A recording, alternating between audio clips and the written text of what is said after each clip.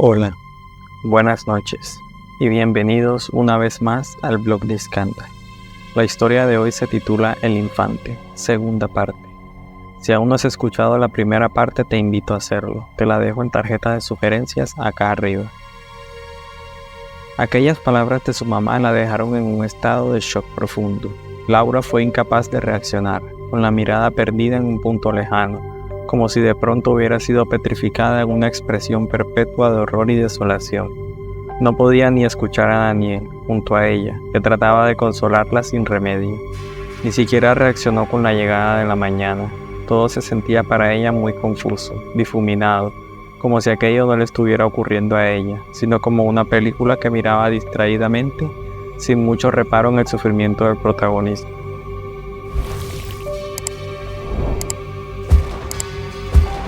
Los días siguientes se quedaron impresos en su memoria de forma difusa, caótica, con enormes lagunas llenas de niebla y frondosos árboles que no la dejaban ver más allá de sus muchos recuerdos, incluso a minutos de que estos ocurrieran.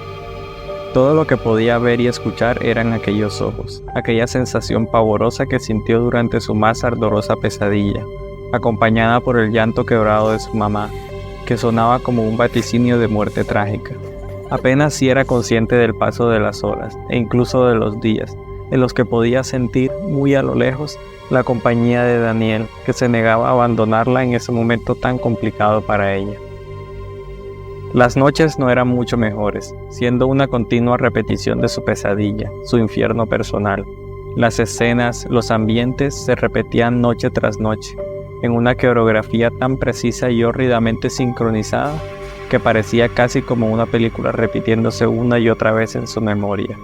Precisamente fue por aquel pequeño detalle que algo dentro de su pesadilla perpetua la aterrorizó, más allá de cualquier explicación que pudiera haber. Una voz que nunca antes había estado allí. Al principio la percibió levemente, como si se tratara de un eco lejano de un alma atrapada que quería atraparla y llevarla a su mundo. Casi ni la podía escuchar por encima del ruido del llanto del bebé, pero poco a poco su intensidad aumentó, hasta convertirse en la voz de una mujer potente, firme y muy decidida, que la llamaba insistentemente.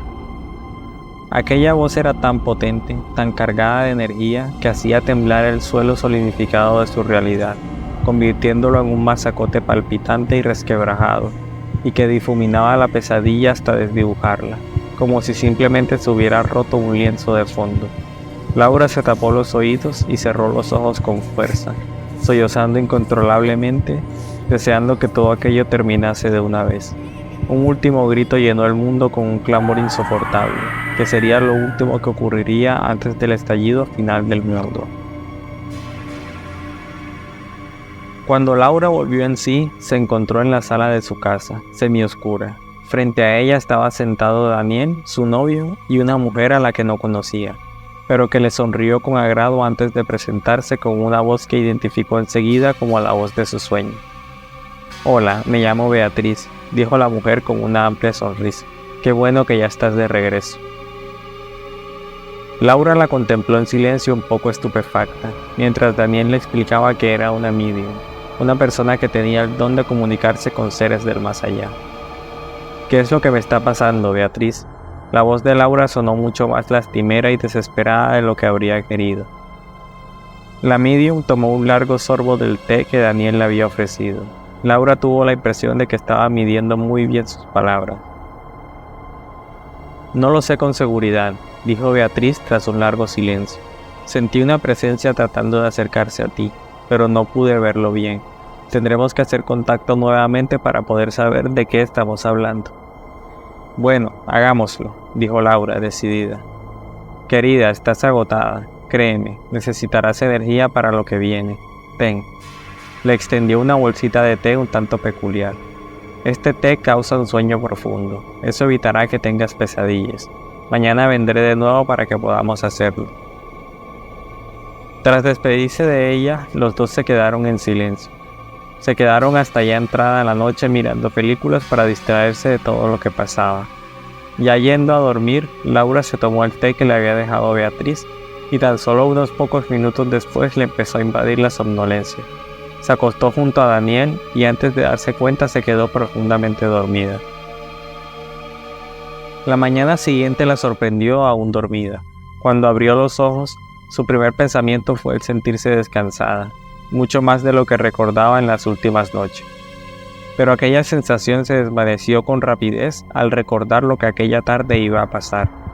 Una ola de ansiedad comenzó a invadir su pecho, y se trataba de una sensación creciente conforme los segundos transcurrían, llevándola más cerca de su inevitable cita.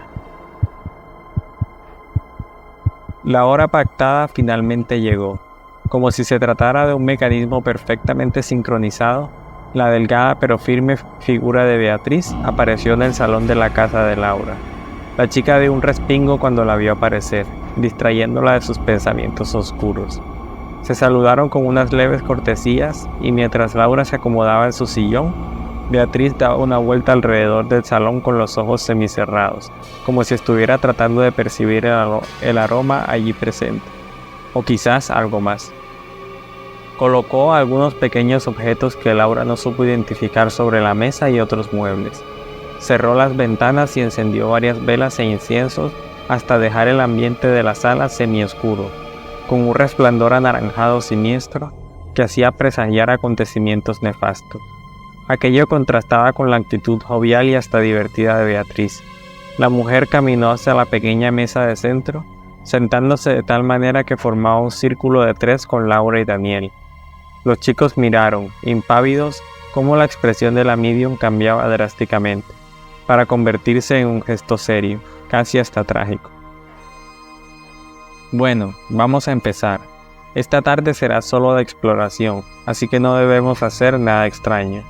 Laura, vas a sentir poco a poco un sueño muy profundo, y si todo sale bien, lograrás entrar a la otra dimensión. Nosotros no estaremos allí, solo podrás sentir mi presencia como la otra noche, escuchando mi voz. Por lo que más quieras, no te alejes de mi voz. Si te alejas estarás en peligro, y no sabemos a lo que nos enfrentamos, ¿entiendes? Laura hizo un simple gesto afirmativo con expresión seria, un poco angustiada. Sentía el palpitar de sus sienes y el sudor frío recorriendo su espalda. La tensión recorría todo su cuerpo en oleadas, y su respiración se tornaba pesada por momentos. Bueno, colocaré el metrónomo. Solo concéntrate en el sonido del metrónomo. No existe nada más. Cierra tus ojos y déjate llevar por el sonido. Laura cerró sus ojos y se centró por completo en el sonido del metrónomo. Los segundos pasaban y ella se sumergía cada vez más en la somnolencia del momento. Pudo percibir cómo el salón de su casa se difuminaba, como si no fuera más que una humarada que se dispersa por una fuerte brisa, y diese paso a la auténtica realidad, la realidad de sus pesadillas. Se encontró por el camino que antes le había parecido completamente nuevo y que ahora se sentía que lo había recorrido cada día de su vida. Todo era desolación y caos alrededor de ella. Laura trató de calmarse y recordó que debía buscar la voz de Beatriz. Cerró los ojos nuevamente y respiró profundo. Intentó concentrarse con todas sus fuerzas, pero no pudo escuchar la voz de la medium en ninguna parte. El viento silbaba, poderoso, y una suave lluvia caía. Aparte de eso no podía escuchar nada más. Nada excepto el ruido que sabía que escucharía, pero aún así la aterrorizó más allá de su imaginación. El llanto del infante.